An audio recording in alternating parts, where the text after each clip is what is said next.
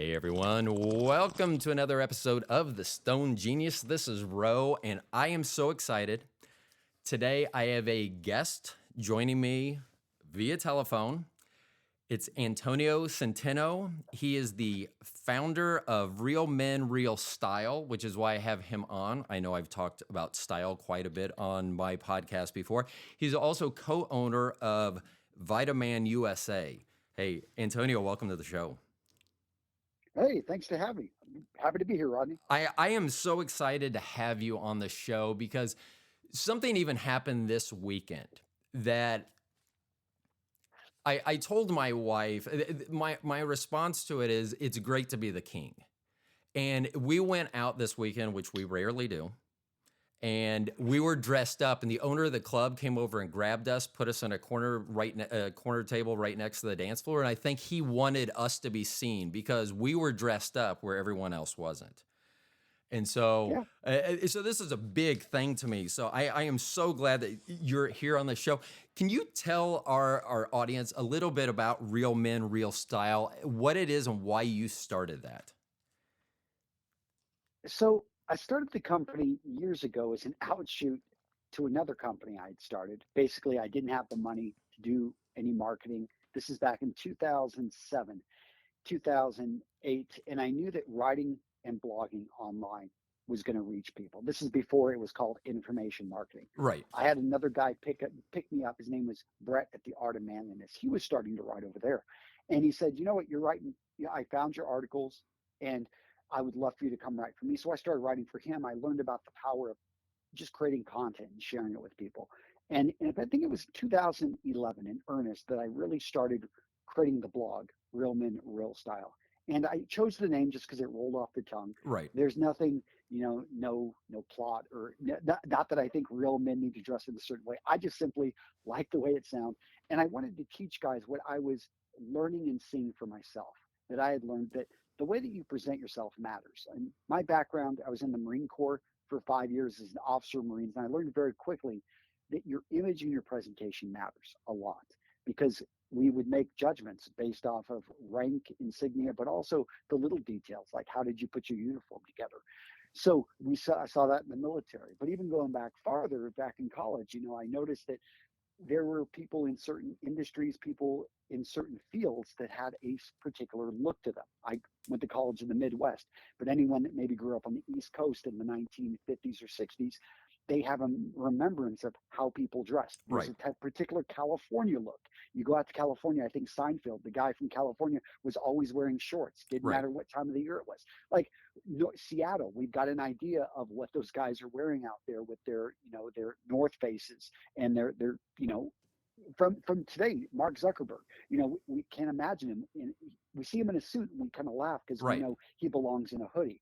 And so, whether people know it or not, uniforms are developed. Image sends a message, and it may send a message that, hey, I don't care about style, but understand that's a crafted message. The late Steve Jobs. When we think of him, what do you think of? The black turtleneck, Right. the New Balance shoes, the dad jeans, like all of that was an outfit that he ended up putting together at some point, and he again and again replicated it, and he knew, okay, this gets across the point.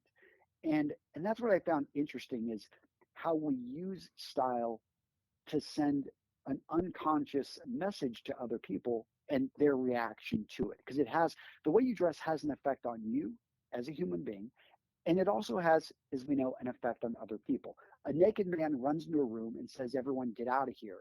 And if you're getting high with a bunch of your friends, you're just going to laugh at this, and you're going to think, dude, this guy has had a little bit too much, I don't know, Right. something high, whatever. But a fireman comes in, I don't care how tripping you are, Right. you're going to say, you know what, we should probably get out of here because that's a fireman, and he's saying get out of here because there's a fire. Right. Like, And it's it's going to even sober it's you the up pretty same darn quick. message. Right. They're delivering the Exactly. same message and the uniform. Exactly, but they're dressed differently. Right. And that's what they see. One of them were like, I'll party with that one. The other one, I'm going to listen to them and follow them out of the burning building. Um, And neither one is bad. I'm all, hey, you want to be a nudist, go for it. But understand that you probably don't want to deliver a presentation that way. And I know that's an extreme version, but sometimes people don't realize it, but they are forcing the extreme on a group. Because I get it, you don't want to conform, but if you're going in for a job interview, you want to do your research and you want to think, hey, am I putting my best foot forward? Can whatever position you're applying for, yeah, you may be working for a construction firm, but if you're the attorney in the construction firm of a 500-man construction firm that's signing multi-million-dollar deals, they may want you to dress up a bit because your role is one of paying attention to details. Right. Now, I will say that I am transitioning my everyday job. This is not something that I do every day, maybe someday, not now. So I am transitioning from the field of photography where I literally know everything. I don't know everything. But when people ask, they go, "Do you know about photography?" I'm like, "Let's see if you can ask me a question I don't know." It's been years since they stumped me. I am just very versed, but I'm going to. So let me ask, what's the difference between alien bees and white lightning? Okay, there you have stumped me there. I I just so back in the day, I remember having to make a decision. They're different. It's very particular. It's Right. And it's a lighting that's company that's that's the owned by the thing same. where I work now, and I'm going to finally say it, but because I only have a couple days left there. But I am the Nikon rep at a Best Buy. And so most of the Okay. people are not high level. The high level people, they don't want to be talked to. It would be like someone that already dresses real well. They may talk to you about style, but they may not come to you, and they already have their set style, so they may not come to you and say, "Hey, what Yeah. do you think of this?" and ask. So, um, but So does Nikon actually have a good camera for vlogging? Now, I always felt like they were behind Canon, and it I love Nikon. it has been. We have a new camera called the Z30 out, or Z30 for the people in the United States that can't wrap their head around that last letter of the alphabet. But the Z30 is geared as a vlogging camera. Sony has one that came out about a year ago called the ZVE10, which is an interchangeable lens system, and they're both Okay. outstanding. But it just came out. But that's one of the problems that I've had in my career recently is even though I'm inside a Best Buy, all I do is photography. I don't help. Someone goes, "Hey, Yeah. I need you to help." Nope. All I do is photography. And no, people don't do really photography anymore. I mean, 90% of my Yeah. questions are about vlogging or YouTube channels or things of that, podcasting and things of that nature. So I'm transitioning to, I'm going to start selling Good. orthotic shoes, which I have never done. But I will tell you that when I got to the place to interview, I don't even know what made me reach out. I reached out to this company. I went in, and the guy just looked me up and down. And I was in one of your three staples. I was in a light gray suit, white tie, navy red um, tie, the white shirt, Yep. navy red tie. So and he was looking me up and down, and we sat down, and one of the first things out of his mouth was, "I was gonna wear a suit today, but no one in the Midwest wears suits." And I do. And he goes, "Well, I see that." He goes, "I'm from New York City." He goes, "I always wear a suit." And he goes, "But no one ever Yep. wears." So it's a good impression, and you couldn't have predicted that. Right. But in that case, the die went to your favor, and Yes. he immediately said, "All right, here's a Midwesterner that understands a little bit more of East Coast values of, you put your face on when you leave your house. You Right. want to look good." And yeah, I agree. I agree. I live in Wisconsin, and I went to college in Iowa, and I get the Midwesterners. Right. I love them. I'm surrounded by farmers, hardworking people. But when it comes to image and style, probably not the mecca for it. Right.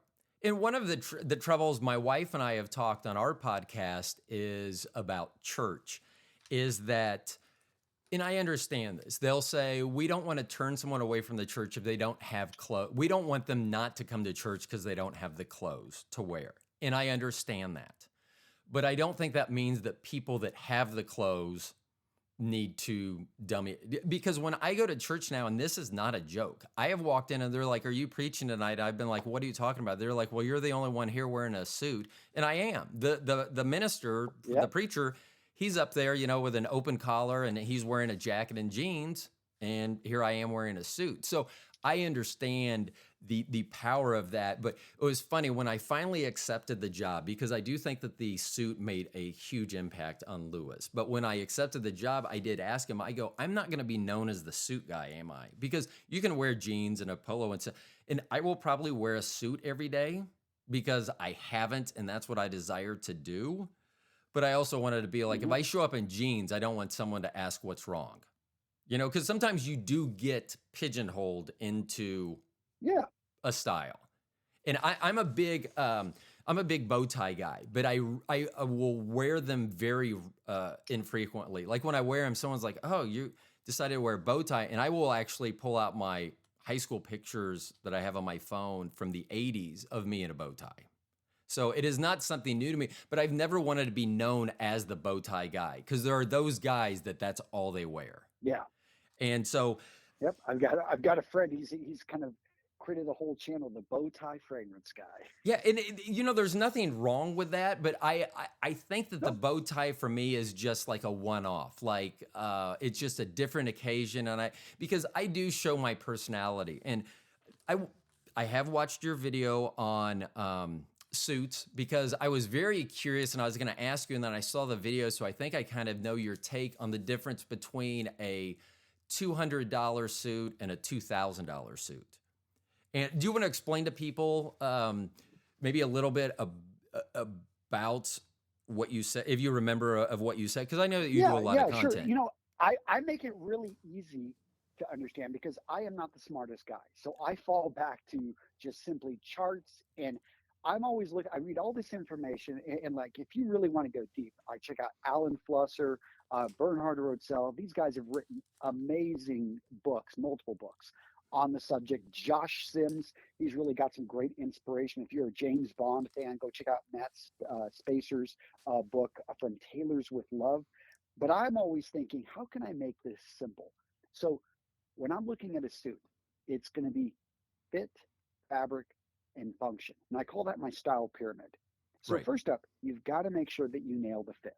And this is something that we go in. Suits are actually relatively easy because you usually, if you're buying a higher end suit, you've got right there at your disposal a tailor or a seamstress who wants to come in and make sure that this fits you properly. In Right. fact, if you buy it from a higher end store, they will insist that they adjust it to fit you better, which is awesome. I was just Right. in Suit Supply the other day, and they're mid price, but man, they got great quality. You can find them all over. Highly recommend that company. But they've got right there in the store, like they will adjust it, make it look good on you, and boom, that makes it easy. But I think where fit really makes a difference is casual clothing, because so many guys don't think that they don't even think to adjust those jeans. And I get it. Jeans are relatively inexpensive, although they're getting more expensive. But if you are going to spend, $75 on a pair of jeans, or you maybe even at the buckle. A lot of people don't even Right. know when you buy jeans at the buckle, like you can get them, they'll hem them for free, or they used to. I'm not sure they do anymore. But Right. right there, they will make sure that you're not going to be dragging the back of those jeans and tearing it up and messing up. So always nail the fit on anything that you buy, Now, especially a suit, I because you're will spending a good inject amount of money. Then the fabric. Let Oh, me go ahead. inject real quick on the fit, because that is something that I am now getting used to. So I went through the 90s. Do you remember Tiger Woods, how he dressed in the 90s? Just Yeah, extremely everyone wore, I think, huge, oversized baggy. clothing. Yes. Yeah. And for some reason, because evidently I couldn't read a tag, I guess, I always thought that because I'm 6'5", but I'm very thin, I always thought that I needed like an extra large, because I was more Yes. concerned about the length. Well, if I ever would have read a tag, I would have known that, when the chest expands by like 4 inches, like from sizes, like 2 to 4 inches, whatever that size may be, the length is only changing by like a quarter of an inch.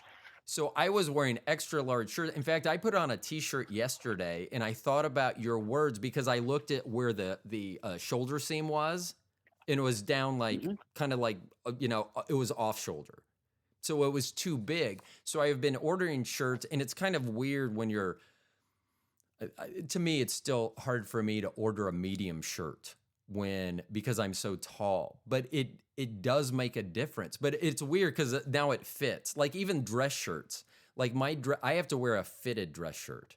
which is something that I took away from some of your videos because I saw around the midsection, I was just too thin. I'm 6'5", 170-ish pounds, 168, I think.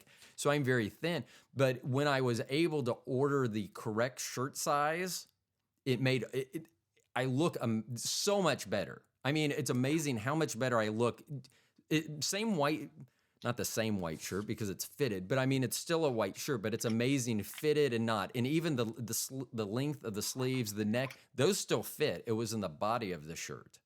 But I am getting Yeah. used to wearing clothes that fit. Yeah, the suits. I'd ask you about suits, and the reason I did this is I have lost about 40 pounds over the last year. Fairly intentional. I've always been in shape. It's just as I get older, it's harder to stay in shape at 205 than it is at 165. And so Yeah. I got rid of my suits, and they were like mid-tier suits. They were Hugo Boss, Nordstrom, so they weren't super expensive, but they weren't discount. And I hadn't worn a suit for a long time, and I told my wife, I found a place called, I believe it's pronounced Alain Dupetit out of Canada. And they had very cheap suits, like $100. And I was like, you know what?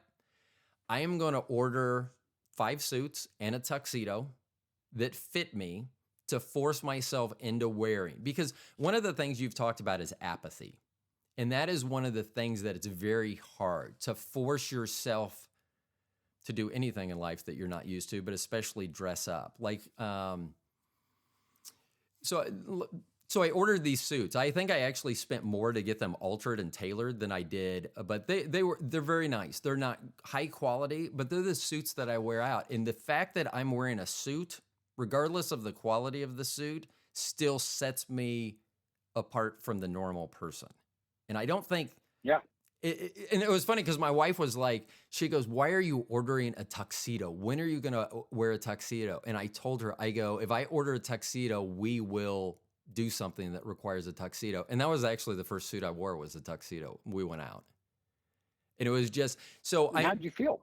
I felt great. And and you can still add your style. So for me, I do have so my tuxedo is going to be it's a deep blue with a black shawl lapel. And then I was on my suits, I went with the charcoal. And I actually chose these before I had found your suggestions online, but I went with a charcoal, a light gray, and a navy. Then I also went with a black. And then I was going to get a black pinstripe suit because I think those are gangster. I love a black pinstripe suit. Makes me think mafia. I love it. And when I went to order it, I couldn't do it. So I ordered a royal blue pinstripe suit. And I will tell you that the royal blue pinstripe suit, I get the most compliments out of all of them.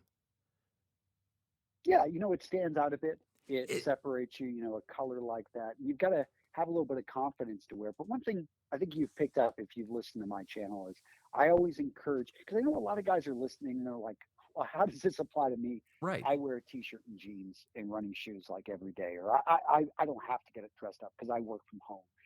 But again, if you do the research, if you actually go out there and look, it's amazing how what you wear, and they call it the science of enclothed cognition, coming out of Northwestern University. I think they're the ones that really popularized this, how you will perform at a higher level if you're wearing the right uniform. Because think about it, if you walked out on a football field and whether we're talking European football or American football, you walk out there in a ballerina tutu, you're going to get laughed at, Right. or you're going to be like, wow, like this is the wrong place for this guy, because you're not wearing the right uniform. Because when you wear something, and I remember as a kid playing baseball and having a glove, like if I had this one glove that my dad had bought me, or this Dodger jacket that I loved to wear, like I just felt like I could perform at a higher level. I felt that magic. And it goes to show Right.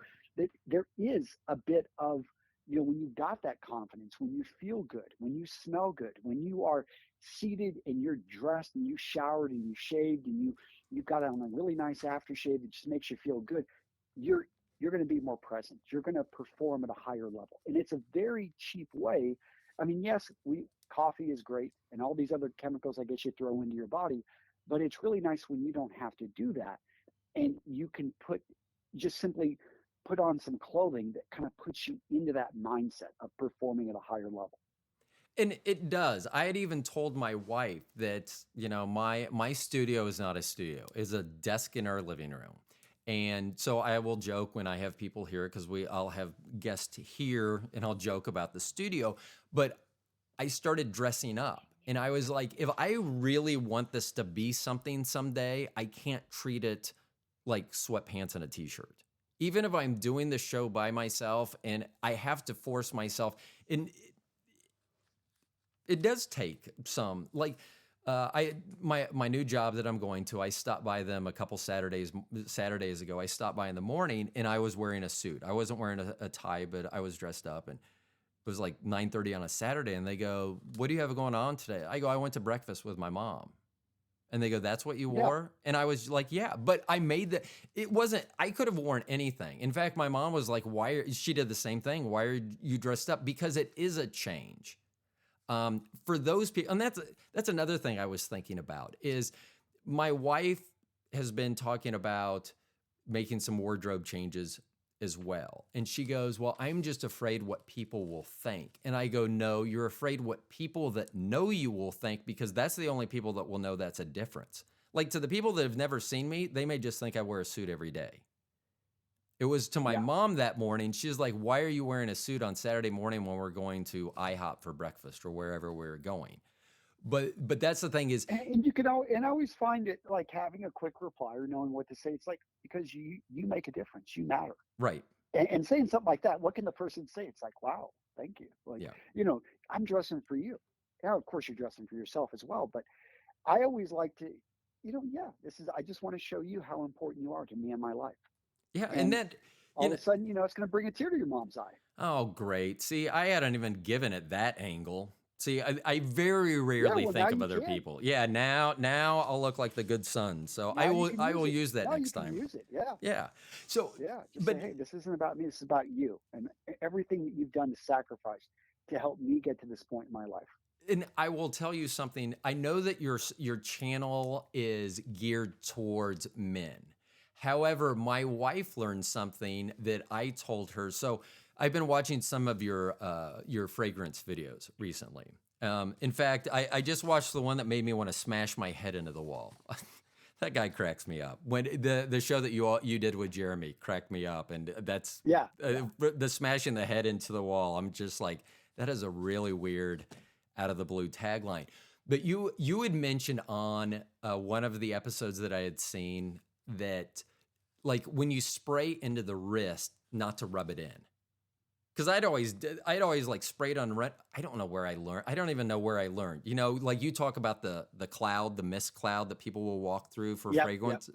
I've never done that, but I would spray it on my wrist and then I would rub my two arms together. And you had said, I believe that it's not meant to be that way, that it will cause it to, because it'll mix with the oils and some, that it won't work that way. And I'd mentioned that to my wife, and I guess she had rubbed her wrists together and she chose not to. And she told me the comment that she could tell a difference, that it lasted longer, that it was more, the s'more was more fragrant. So, I Well, mean, it's interesting. Yeah. Because I think people, so there's probably a couple things in play. And that's what I always like about this. So, first up, I, for the longest time, rubbed my wrist together as well. right, And to this day, still, I will occasionally do it. But I didn't like the explanations I was getting. And this is, if anything, I'd like to think that I add maybe a little bit to the body of knowledge out there because I always stop and ask, well, why is this rule here? right. Who has explained this? Logically, why does this make sense? Because I think a lot of guys fall to that. Like, why does style even matter? I've got to explain to guys that are right brained that have a lot of things going on why you should even care about what I'm talking about. And so the particular one about rubbing the wrist, the more I never found the answer until I was in a forum and some random person said, you know what, the reason that I understand why we have this rule is because you have naturally oils on the surface of your skin. And by rubbing it all together, you're kind of mixing it all kind of ahead of its time versus letting it layer and release how it would naturally. And that made a lot of sense to me because there is oil mixed in with the alcohol, and if you rub it together, you're mixing you're kind of combining those oils in a way that wasn't necessarily intended. Now, could your wife smell a difference? She says she could, but maybe, and it may actually be the placebo effect Right. that's actually having that's affecting her, is that all of a sudden she started to pay more attention to it. And I'm not saying that she made that up. What I'm saying is she actually probably did smell a difference because she was looking for it. And they've even done this like with the studies of wine where people can taste, you've probably heard these studies where you get the experts, you give them 3 glasses of wine, $10, $100, $1,000 wine, and they go through and they taste them and they can taste, oh, I can taste the difference. This one, oh, it's so much better. The $10 wine was actually pretty good, but the $100 wine definitely better. And that $1,000 wine out of this world. But in those studies, it's the same bottle of wine, Right. the same one. They're drinking the same thing. But what's interesting is these people didn't make it up because then they would show the brain scans, and when they drank the $1,000 wine, their brain lit up in areas that it didn't light up on the $10 wine. Why? And that's what's really interesting is how our expectation, and when we go into something with a little bit more knowledge and a belief, it can affect the way actually we experience it. And that's what I love about guys learning a little bit more about suits, about style, about dressing up, is all of a sudden they start to enjoy it in a way that they couldn't have before because all of a sudden they've got a bit more knowledge about it and they start to pick up on things. And to me, it's just simply a flavor in life. That's what I love about style. It's just simply you learn to enjoy it not only for yourself, but you start to pick it up in others. You start to you notice when you're treated differently all of a sudden, or people misjudge you because of the way you're dressed. And so you start to just give it more attention. And it's just, just another little aspect of life that is maybe hidden to most. It is. I mean, and I have always made a conscious effort to go out of my way to compliment someone, whether it be their shoes, whether it be their suit. I mean, I will walk out of my way at a Best Buy to say, "Hey, that's a great looking suit," because I know that the time and the effort that they took to get that outfit together, and I want them to know Hmm. that it is that someone out there noticed it, because it can. There's a certain amount of apathy where you're just like, why? I'm running to the mall. Why do I need to put on something besides sweat shorts and a t-shirt? And Yeah. it's about that feeling though. It's feeling good, knowing that you feel good, and others will look at you and want to interact with you because of that. But the weird thing is, lately on, so I have focused a lot on style. I have very rarely cared how I smell. It's Axe is there at the grocery store when you're checking out. You just grab that, and you smell different than the way God intended for you to smell when you woke up in the morning. But I've been giving that a lot more thought because when I think about it, smell is so. If someone walks by and they wear the same scent that your grandmother wore, and my grandmother has passed away many years ago, but it still makes me think of her. Or if someone, it will recall certain memories, certain details of your life that maybe a suit or something can't. And so I've been trying to look more because I've just never even thought about fragrance. And so as I thought about this, I wanted to ask you about being married. Does that change your fragrance? What the profiles that you're looking at, are they more geared towards your preference or your wife's preference? Because I'm married and I Definitely feel, geared towards my preference. see, Yeah. I feel like when generally I defer to her, I'm always like, what do you think of that? And if she likes it, even if I'm not as on board as she seems to be as enthusiastic, then I tend to get it. And we've been Hmm. together 27 years now. So we've been together quite some time. So maybe she doesn't want me smelling good for others. Maybe she just has a personal preference to how I smell, but that's one because I want to start adding Well, because I don't let's think get I've ever into had the more than. psychology. I was just gonna say I don't think I've I'm going to ever go a had little more than bit one deeper. fragrance at a time in my cabinet, and Yeah. then I see you, and I'm like, oh my gosh, I didn't even know that was possible.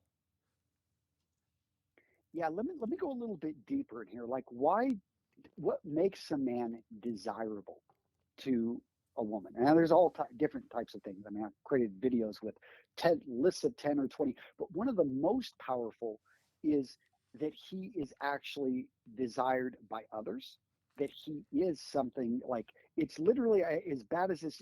I know we live in a world, oh, we shouldn't objectify. We objectify Right, all the time. right, And people, you want other people, when other people say, man, you've got a great partner, she is amazing, your chest gets out of the way. You're like, right, yeah, that's right. That is my, like, that is my wife, that's my right. prize. That's why we put our hands on others. We like to have it. It's part of us. It's almost, and we're proud of the fact that this person who had other options chose us because we are a good option.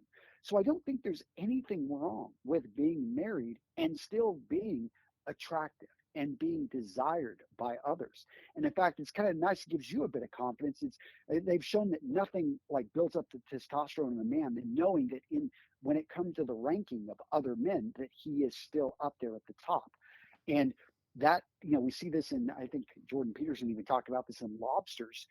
Your place in the pecking order has a big effect on testosterone, but for men, it is, in the pecking order is like, what is that other people desire him, and not just women, but also other Right. men look to him and like, man, that's the go-to guy. So I would encourage it. Like, and fragrance is just one of many tools to be able to use, but to be able to smell good, first up, any man has the capability to actually choose a fragrance that is going to naturally enhance his natural smell. But you've got to just be honest with yourself. You got to go out there and try things. I do recommend walking into some of the stores. The designer fragrances that are out there, 95% of them are amazing, and you really can't go wrong with them. Now, your wife may have ones that she's drawn to, but I would say, and I would encourage you to find something that you like, and to hell with what other people think Right. about this fragrance. If you like it, then you own it and you wear it for yourself. And your wife may not like it. It may not be her favorite, but guess what? You're not wearing it for her. You're wearing it for you. And all of a sudden, the confidence and the way that you feel good about yourself, that is actually what a lot of people are attracted to. Like, they're not necessarily getting even close enough to smell you, but you smell good. You feel good about the way you smell. And that's what's going to give you the benefit of actually wearing the fragrance is you walk more confidently, you feel more confident, you behave in a more confident manner, and therefore the benefit, it's like she's paying less attention to how you smell and more attention to just, damn, there's something about him today. Yeah, and Does that's that make the sense? it does make sense. And that's just something that, I for whatever reason, I never thought about. I thought, I'll just spray something on so I don't smell like me. That was and here's the weird thing too. As a stoner, I've talked about strains that have I call it legs. They have it legs. And I never even thought about this with a fragrance. And the fragrance would be how long the legs would be how long it lasts. So like if I'm, talking Hmm. about that, it may last 2 hours, 4 hours. And I never even thought about fragrance. I was just kind of like, because you're like, if you put on something light, I didn't even think about the difference between office and going out. Probably because I don't have an office and probably because I don't go out that often. But, some of those things that I don't even comprehend, even think of about fragrance and where I should wear it or why I should wear it. So that is Well, something well, that let me ask, because I'm not super familiar with, let's just take with right. marijuana. I mean, I take it that with different types, you can actually smell a difference. Yeah, so there'll be a different smell, and then there'll also be a different longevity, which you may take it Hmm. and you may feel it in your head, and it may last 1 hour, or 2 hours, or 4 hours, and Now, if you have a really bad experience or maybe a really bad trip, it's safe to say like maybe a certain smell or a certain type could really turn you off, it correct? could. I have not had that experience, but I do know people that are like that because of that Yeah. smell. They relate it to whatever, even if it didn't have anything to do with it. It may have just been Exactly. that smell was associated with a bad instance, even if they're not related, but you're going to tie those two together anyway. So yes, I do. Yeah, and we I see this understand. with food poisoning as well, you know, but basically there is, and we know that there is that negative connection. Well, there's also the positive connection of like maybe your favorite, or maybe it's like you're from Colorado and there's a particular, there's a particular type of weed that like is only available there, and you just like, and you love that smell. Right. It's what so that's the power that I'm talking about, is being able to leverage that. I mean, there's even one of a fragrance that you might find interesting is Carolina Herrera's Bad Boy Parfum. That one actually has a cannabis note to it. It makes it a little bit dirtier, a little bit, and that's in a general fragrance that's out there. Uh, Me in particular, I'm not a big fan of it, but that would be like, I want to try that, because all of a sudden, maybe you can't because of, certain restrictions Right. at work. It's not maybe legal in your state, but it is something, hey, I know the notes in here and I enjoy it, and I'm able to enjoy the smell at least at work. Right. And that is, it, and I don't think about that. Sometimes I will be so mired in something. I just need someone to point that, because I don't think about that. But my wife and I are very different. I actually love the smell of the cannabis flower. And I can tell you, you could put a glass of wine under my nose and I'd be like, it smells like wine. That's what I'd be able to tell you. But I could tell you if something was Yep. fruity or what. So that profile. So I totally understand that. And that's when, I don't really relate. Well, before talking to you today, I didn't really relate the fragrance industry and the cannabis and how, oh, I could find a profile or something that may, and that's the thing where if I came home wearing a cannabis infused or fragrant perfume, then my wife may not want to be around me quite. She's not as happy with that smell. But I wanted to Yeah. change. I wanted to change directions real quick because I wanted to mention Sure. two episodes that I've seen recently that I thought were very impactful. The first one was, I believe the title was "At a Bare Minimum, Every Man Should at Least Know How to." And you had mentioned some things, but the thing that I thought was very impactful was the story about your son. Do you want to relate that for people that haven't seen this story of your son cooking in the Re- kitchen? Oh, Remind me a little bit oh, more it about the was story. about it was about the What's this? fire. Well, I'll do it because I know that you do a lot of videos, Oh, so I yeah. don't want to put you on the spot. But we had one of our youngest, one of their How to deal friends. with an oil fire? Yes. They burned Yes. their Okay. arm Yeah. drastically because they didn't know how to do that. And it was amazing that you use that exact story. So I'm not going to separate. I'll let you tell the story and then I'll swing back around to it. No, no, it's interesting. Like what? Yeah, it has. Again, I just told the story in passing, Right. but literally like 2 days before I filmed that video, or the day before I filmed that video, um, I come home and I have everyone then telling me these stories. Like, why is there a fire? Like, I could tell that someone Right. set off a fire extinguisher in the kitchen, and it turns out, yeah, that apparently there was a oil fire right there on the stove, and they knew not to put it out by just throwing water on it, which Right. you have the sink right there. So a lot of people think, oh, get some water, throw it on there. That's the worst thing to do on an oil fire. And we had a special fire extinguisher, a white one. There are different types of fire extinguishers. This one was strictly for chemical type of fires. And my son grabbed it and immediately took action and, did what needed to be done to put out that fire quickly. Now, one thing I do with my kids is I get them used to things. I try to expose them to things like such as fire. It seems like every year, and the kids really love it because we get to go out and we light a fire up, and then we practice putting it out with the fire extinguishers. Cost me a few dollars but I always use the old fire Right. extinguishers, which seem to be losing some of their potency anyway. But I try to give my kids physical lessons in, and actually I figure that's going to last a lot longer. I did this with money. I filled up a bag full of dollar bills, and at the time, I think I was paying myself about $6,000 a month. And so this was years ago that I just filled it up, and then I dump it on the table, and I'm like, here you go. and here's all, and I lay out our bills. And I'm like, and in using $1, they had to like stack out. They had to pay all of our bills. They saw how much money we were making, how much we were saving, and they had to go through it. And it's something that still to this day, like they remember like how to, that little bit about money. And I just love teaching through illustration or teaching through action. I was a trainer for a long time, and I agree with you on that because you probably saw what I saw. You can see when they get it. You can see the click in their Yeah. eye. And it doesn't matter whether it's a child and you're teaching them, or a young adult, you're teaching them how to put out an oil fire in the kitchen, or a grease fire, or someone that you're teaching, how to dress more appropriately for their age. You can, once they get it, you can see it. It clicks and you're like, okay, this is going to be easier going forward because they just understand.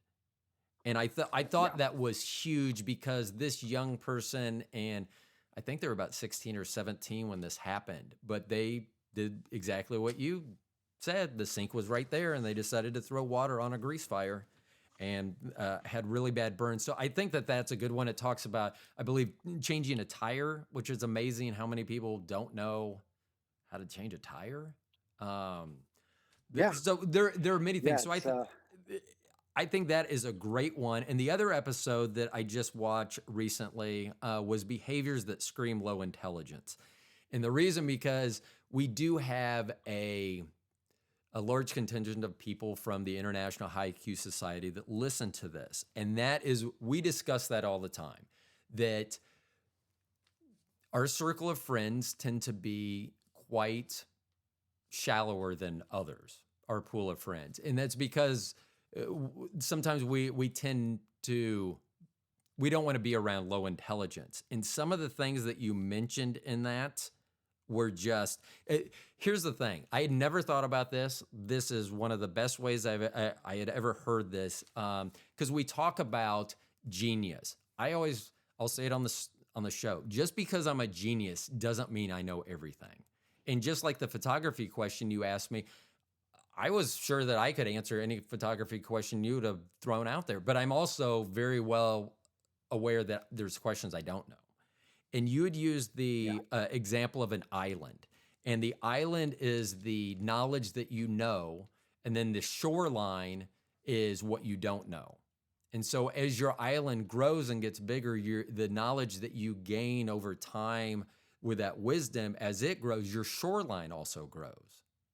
And I just thought that was, I thought that was amazing. I was like, that is a perfect way to describe learning stuff and then still not knowing what you think you know. Well, I feel bad because I'm sure I stole that from somebody somewhere. Like I heard that a while back, but it's like one of those things that you can't always attribute when you don't even know where you got it from. But Right. But I mean, it's just, I think one of the, it's amazing. I mean, it literally, because people, if, as long as they know what an island is, they're going to be able to understand that metaphor. yeah. Yeah. I just thought Yeah, that. I I'm fortunate that I guess I got to choose what I wanted to study in college because I paid for it all myself. My parents hadn't gone to school. I basically moved out when I was 16, living with my aunt, and she really didn't have much to navigate. So I chose the school I went to. After that, I chose everything, the majors and everything I studied. And I chose philosophy as one of my majors because not that I knew it wouldn't get me a job, but I had a lot of questions about life. Right. And religion, I started studying religion initially, and that wasn't answering questions. That was just pushing on me dogma. And so I'm like, well, let's go to philosophy because this, and I took an intro philosophy class, and then I kept taking philosophy courses because I really enjoyed that these people, hundreds, if not thousands of years ago, had been asking questions that I had. Right. And so if anyone that studied philosophy, you study Socrates, you just learn that, the more you learn, the more you realize you don't know. And I think that was how the Oracle of Delphi identified him as the smartest man, is simply he knew that he knew nothing. Right. And and I've always tried to go forward with that, realizing, because I think if you approach life through the eyes of a child, of curiosity and wonder, you really just enjoy it a lot more versus thinking you know everything, then being surprised when things don't go your way, and then feeling resentful and hateful towards what you feel is like a conspiracy against you, Right. which is many of people I know.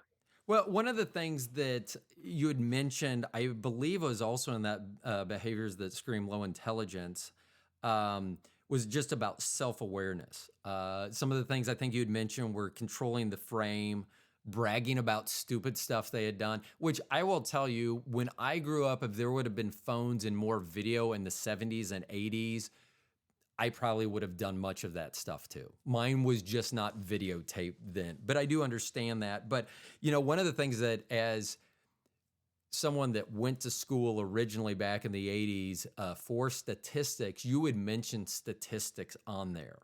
One of the things that I love about statistics and having those facts is it gives you that confidence. If you know that information, if you know those facts, those statistics, then you can talk about something confidently. You're not just giving an opinion, and if someone gives just like any sort of like question, like a follow-up question, then you can't move any forward. So I thought that was very important that you had mentioned statistics, because it is. I mean, I make a lot of my judgments in life just based on basic mathematics. Like I'll tell Mhm. people, it's funny, like I'll go, well, I have better penmanship. I could run into another man and go, I have better penmanship than you. And they're like, well, how would you know that? And I'm like, well, I've seen enough and I know what my pen, you're just basing, but I love the fact that you're talking in those videos about not only how to make yourself better, but by recognizing some of the things that maybe you need to distance yourself from in your life, I guess. Um, just about the people that you surround yourself with in that Yeah, a secret thing about my channel is that a lot of the things I cover, I'm seeking self improvement through my own channel. So usually I'm sharing something. I really I enjoy making a lot of my videos because I get to research and learn every time, and then I feel like I'm sharing. Like you talked about the island example, right. I'm sure I read that in the last year somewhere, and I'm like, oh, I get to share something that I learned, and I get to maybe present it in a different media, which it's written out there in an article or a book somewhere, Right. but now I get to share this in a medium that where you hadn't heard it, and now you can take that on and you pass it on to somebody else. Yeah. Now, I wanted to go. I just saw a note that I wanted to go back to real quick. And this is going to lead me into to Vitaman, because well, let me start with Vitaman. You are a co-owner of Vitaman Sure. USA, and do you want to explain Yep. what Vitaman USA is, because it is something that I feel like I need to start taking better care of, but I'll have you explain what it is. Yeah, so it's a men's grooming company founded in 1999. My friend Claire Castles, she's the founder of it. And a few years back, we were introduced, and I realized she didn't really have much of an online presence. She was in all the top spas around the world, especially over in Australia and the Middle East and South Pacific. And I realized we need to get this product to the American audience. So that's where I've been focused. We definitely, we've got a ways to go. We're only sell online at this point, which is I do enjoy that. But I think the big difference from us and any of the other ones out there is all the ingredients that go into our products are sourced from the Australian outback, and that's what I found really unique about the products is that you can go on and I've got friends that have great companies. Aaron Marino over at he owns partially Tige Hanley, and they make great grooming products. But I wanted something that was unique and different. And I love the fact that they're using natural and organic ingredients. So the product deck, we're really transparent about what's in there, but like wild rosella out of the Australian outback, or we've got another, just if you go in, just our ingredient deck is so unique, and it's leveraging um, all these ingredients that I didn't know a whole lot about. So the more I learned about this, the more I realized that she is sitting on something pretty darn amazing here. And that's kind of been my mission, is to just bring more attention to a company that, again, it's been around for over 20 years, and just getting more American men to pay attention, I think, to their skin, because it makes a big difference. What do you think? Because I've never. So I'd mentioned before we started recording that at the end of this week that we're recording, I will be 55. I often get mistaken for early 40s. I have which is weird because I've spent a lot of time out in the sun. I'm surprised I don't look like a piece of beef jerky or something. But that being said, I've never really taken not care of my skin. I just have really never done anything that I can think of. What would you think for someone like me if I was to start this regimen? I know if I go to the website that you'd all, I believe, have a free sample that you can pack going Yep. on. Yep. Um, Yep. but for someone like me, if I was going to start a regimen like this, what would be the easiest way for me to start it? Or is it more like a package where it's more of a routine where you're doing multiple things, or is there one thing that I may want to start So with? there's three particular steps, Okay. and it's funny. I'm trying to make this even easier. We actually have a new sample pack that's going to be available on October 25th is my launch date for it, and I really wanted to be able to give people 30 days. So I would say first up, just because your skin looks okay now doesn't necessarily mean it's going to look okay in the future. That's like driving down the road and Right. looking in your rearview mirror and noticing that everything's been straight. Therefore, everything will be straight going Right. forward. I would say look at history, look at your genetics, look around. You do notice that for a lot of guys, and it sometimes hits pretty quick. All of a sudden, Yeah. your skin starts to go south. Yeah. Basically, the elasticity. All of a sudden, the if you're not protecting yourself from UV rays, if you're not treating the skin with vitamin C, all this, I mean, it's going to hit at some point. You're not going to look youthful forever. That being said, what really is driving you? Why do you want to do this? Well, I I work in an industry in which you see my face on YouTube. So I know for me, my face is a moneymaker. Right. But some people are in sales, some people are engaging with other human beings, and you want to come off as full of life, as a healthy person. And you just simply want to look at yourself in the mirror and look good. So you've got a driver. So that okay, I would say the three products. The first step you want to do is simply to wash your face with the right type of soap, because cleansers come in all different strengths. But the bar of soap that most men are using is way too strong because that's made.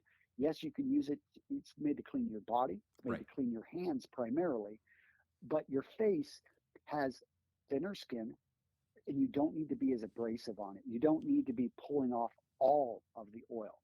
So that's the first thing is using a gentler face soap that is made specifically to pull out the oils without fully stripping your face of all the protective oils on it. It just pulls off the dirt more than it does the oil. So the next thing would be to use a exfoliator. An exfoliator is going to be basically it's going to have like a little these micro abrasion beads. A lot of the bad ones use plastic, which we don't need more plastic in the environment. And Right. you hear about all these microplastics all over the place. Like we use bamboo, and so that's like a big difference with our stuff. But in any case, you want to use something that's and this is going to be twice a week, maybe three times a week that you're going in, and you're basically getting rid of the dead skin cells. You're going for a deeper clean, and this is something that soap naturally you need a little bit of that abrasion, not a whole lot because you don't want to overdo this. The third product that you want to have is a moisturizer. And the moisturizer is simply going to penetrate the skin and protect. Twice a day, in the morning and in the evening, you're putting on a bit of moisturizer. Advanced past that, because you're over the age of 50, I would recommend before you put on the moisturizer that you have an anti-aging serum. So serums are made to go in deeper, and they're not going to provide that protective layer. And They're actually made to go deeper into the skin. it's still serum because for some reason when I think of serum, I feel like it's ingested. But you're saying the serum is also a topical. Yes. Okay. I don't know And why that's I so think you're that. going to Some see reason I anti-aging just serums. You're going to see eye serums. We also have a skin protector serum, which is just pretty much vitamin C, and that one is for guys in their 20s, 30s that live in the city and just simply are exposed.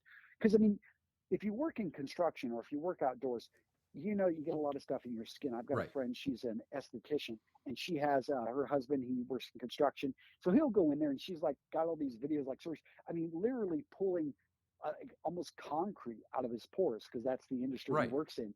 And So this stuff will go in, and you want to be cleaning your skin. That's the purpose of of a deep clean. And a lot of guys just don't think of, you know, of doing that. Now the serums, their job is to go in there and to go a little bit deeper than they're a little bit more liquid at times, but I know we carry three serums. Vitamin C is one of the main ingredients, but also you've got a number of other vitamins you're going to see in there. That again, all of this is geared towards the types. So your skin tissue over time again becomes less elastic, and the idea is to make sure it's moisturized and to make sure that you're adding with the topicals, as you mentioned, the right vitamins to make. You're trying to remineralize basically the skin in there. Yeah, because If that I makes have sense. actually, as I age, it just my skin and it just looks different, and I don't know I don't know how to explain it, but it just I don't want to say it looks older, but it just I don't know. It's but that is something that I want to focus on going forward for myself, just because of my age as well. I had up until the pandemic, I had for a few years, we'd call it a wizard beard. I had a very big full beard. And I was Hmm. actually very nervous when I was going to take it, when I shaved it off, because I know when you're in your 50s that sometimes things can go south very quickly. And I was actually nervous. I was like, I don't know what my face is going to look like underneath this. So I shaved it off. And the funny thing is, most people were like, that just took 20 years off of you. And I go, I know. So, but that is something that I want to focus on. And I will be honest, I don't know anyone else, men wise, or any of my friends that really do like any type of regimen like that. And I don't know if they just don't want to speak about it, or whether that was because of how old we were and that's just how we grew up and that wasn't a thing. But that is something going forward that I want to look at. Because I think that it is a lot of that last part you said, and it's also not something that a lot of men, I mean, talk about. Like as guys, we're quite a bit more, a little bit more quiet about. I mean, do you talk to your friends much about getting, I don't know, vasectomy or getting a colonoscopy? you'd I be mean, surprised at how much I tell prob my friends. But yes, about the colonoscopy yeah, but I mean, I or do vasectomy. understand. I mean, yeah, I mean, and Yeah. I wonder. I was going to ask this, and now that we've brought this up, there was a video that you show where it was a big group of men, and there was almost like a panel discussion. And the thing that really caught my eye is I had mentioned the suits that I bought, the Elaine Dupotet. Hmm. There was a gentleman that was there that you were talking to, a black gentleman who I think it was vlogging during this thing as well, that you were talking to. So I saw him, but that's how much he is concerned about style as well. So I didn't know if you knew what I was talking about, but it looked like it was a gathering. So I was wondering kind of maybe what that gathering was, or if Well, you, we used to run a conference called Menfluential, uh huh, and I would bring together all the anyone that's concerned about men's issues. So we had men's style bloggers.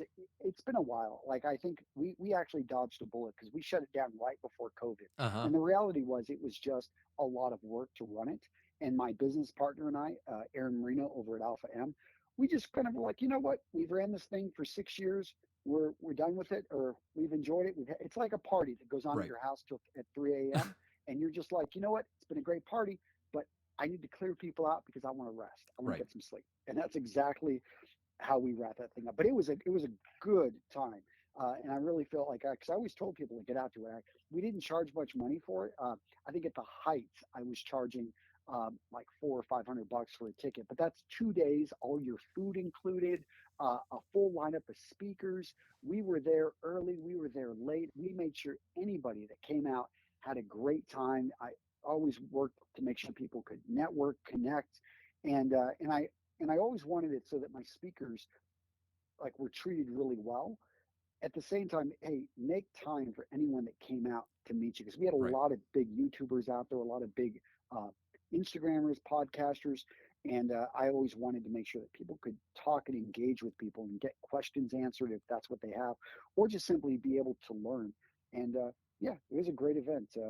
I mean, I definitely want to get back into live events, but it's going to be a while. it was just neat because and a lot of I think it was like a voiceover, so the video was going on in the background, but just the interaction between, because You don't see that. You especially, I don't recall the last time I saw a group full of men dressed in suits in one room.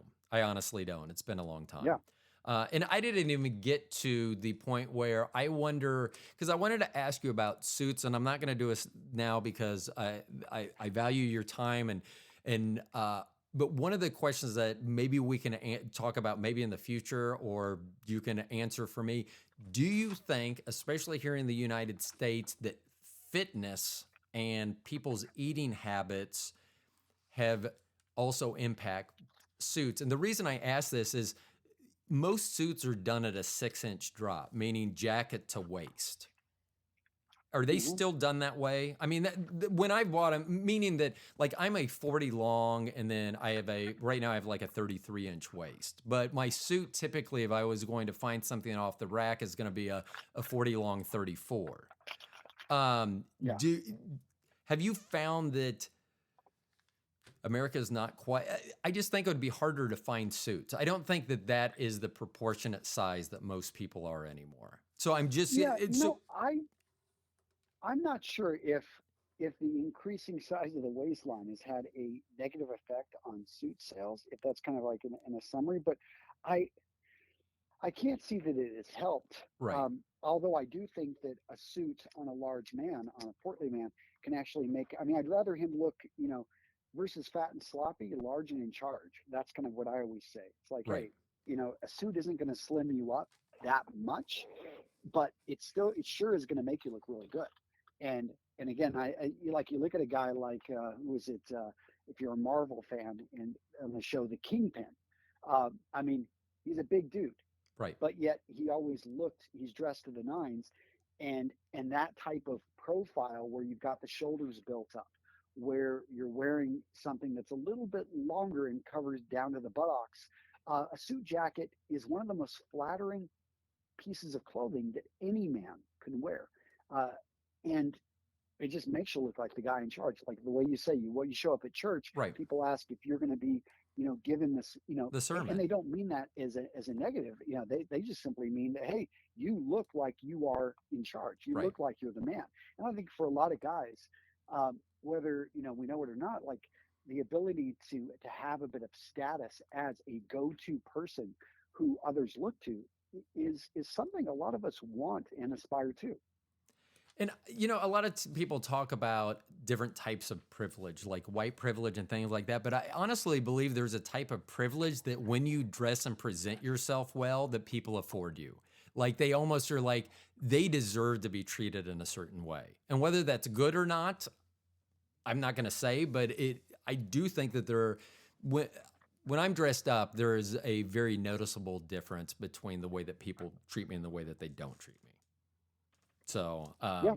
And, yeah, and I always encourage somebody to find that out for themselves, because once you see that difference, all of a sudden you just simply start leveraging to your advantage. And that's what I want to encourage men to do, is to seek out the truth, find it for yourself, and then use that to be able to get what you want out of life.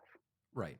And you, for style, I took your style quiz. You have I think the link to it is stylescorequiz.com/Instagram. And I took Yeah, it and I if was, they just type in, yeah, style score, it'll pop yeah, up. okay. And it was, so I've shared the score with some people. They did get a good laugh out of part of it because the confidence level, it said that I lacked confidence, and that was the lowest score by far. And I think what it was, I don't know. I may take the test again. I think what it was is I think I'm overly. I think it's the audience that I think that people think that I'm overly confident because of the audience that I may keep. But I Yeah. was, and the part that was on your style score on whether I knew style, I scored as an expert on that. Which I've always been able to look at someone and tell whether their trousers are too long or they're showing too much shirt cuff or no shirt cuff at all, or so I felt good about that. But it was really weird because it was significantly low on my confidence. And so I shared that with my wife, and she Well, literally laughed it out is loud. yeah, it's just, to me, it's like the ACT score. Does high ACT or SAT score mean you're a smart kid? Right. Not really, because you see kids score perfect, and guess what? They wouldn't know what to do in the case of a oil fire. Right. They don't know how to change a tire, Right. and it just means if you score a perfect SAT, it just means you're really good at taking the SAT. Exactly. And yeah, intelligence is interesting. Yeah, it really is. So, Antonio, thank you so much for being on the podcast. I really appreciate your You're time. welcome.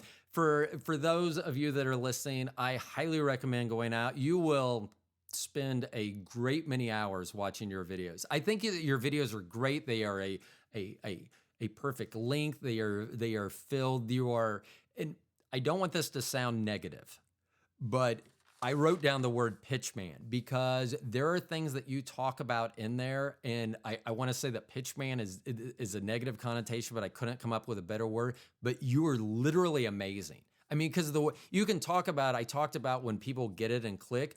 I think you can also see passion and truth in people's eyes, and I think that when you're talking about other products on your channel, or just about the information that you're giving, that watching your videos you can see you're very impressive on YouTube, on video, on that dynamic. Well, Very I good. am, I'm in the business of, you know, I, I don't see sales as a negative thing. I mean, we all want to have certain things. And if I didn't recommend things, then what action part should you take? I mean, if information were the most powerful thing, librarians would rule the world. Right. You need to take action.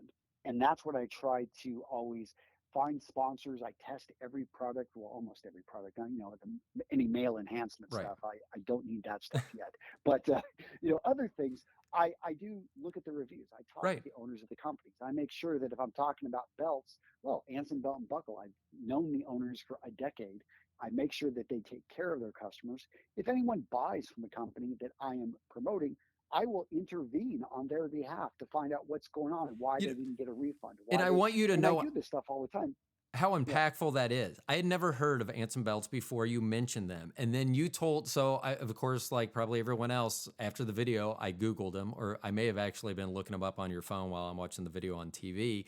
But you had made a comment because your stories stick. You had made the comment about someone who had cut their belt too short, and they had reached out to him and they Yeah. replaced the belt. I mean, those are the stories that and that's why I don't like the word pitchman, but when you're talking about a product, you can tell, I can sense that you are 100% behind that product, that every word that's coming out of your mouth, that you fully believe in that. And the stories that you're able to relate, and that's what people remember, the stories. And Yeah. that, and so that, 100% agree. so I wanted to make sure that you understood that as well. And the last thing I'm going to say to you before I let you go is that your assistant is amazing. So I will say that Oh, just, Jamie? Yeah, she's yes, amazing.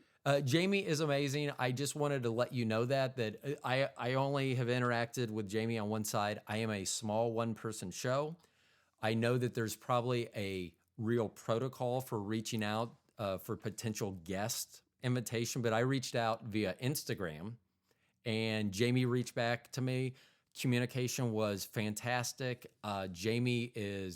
You're very lucky to have Jamie. So I just wanted I needed to make sure that I'm going to tell people that they look nice. I'm also going to make sure that you know that you're very lucky to have Jamie. The very great interaction with me. It was Good to hear. yeah, because that's one of my big complaints about doing this show. What I always talk about, I hate being the producer. I want someone to say, show up, you're going to talk about this. I don't mind doing the research and doing that, but the back and forth about, oh, when are you available? But Jamie was just absolutely amazing. So I just wanted to make sure you knew that as well.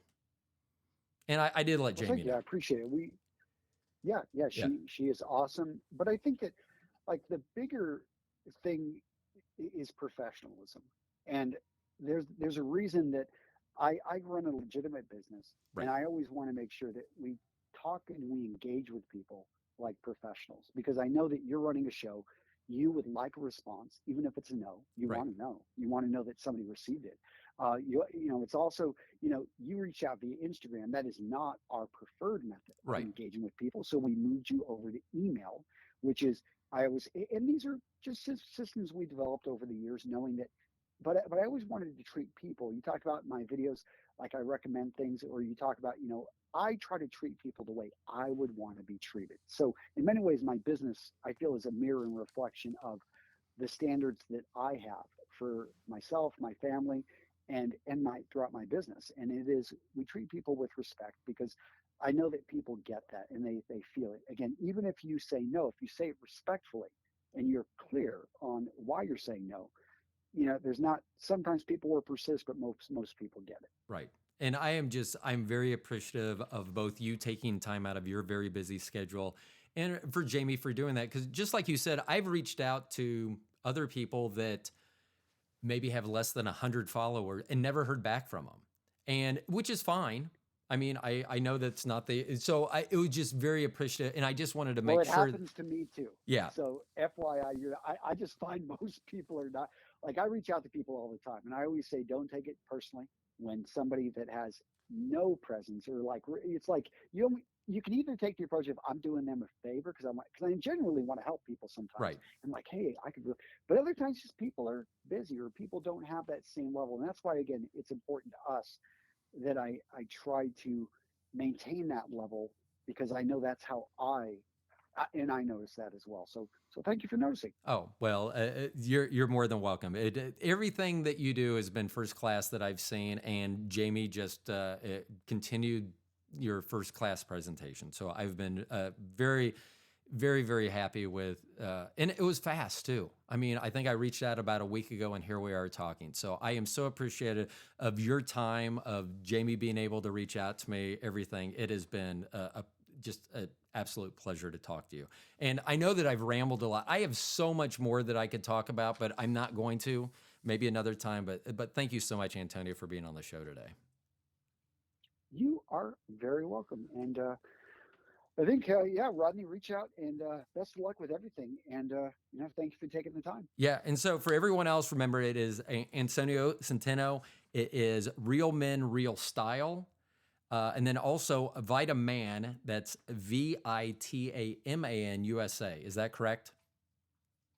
Yeah, just Okay. type in vitaman.com. They'll Okay. pop up. Just go to the mighty Google. Just type in Real Men, Real Style. You'll find me. Yeah. So, and it is great. You will be, if anyone has any questions about style in general or their personal style, I'm sure there is a video or something out there to find, and it is a wealth of information. So, Antonio, thank you so much for being on the show. For everyone else, thank you for listening to The Stone Genius. We'll talk to y'all later.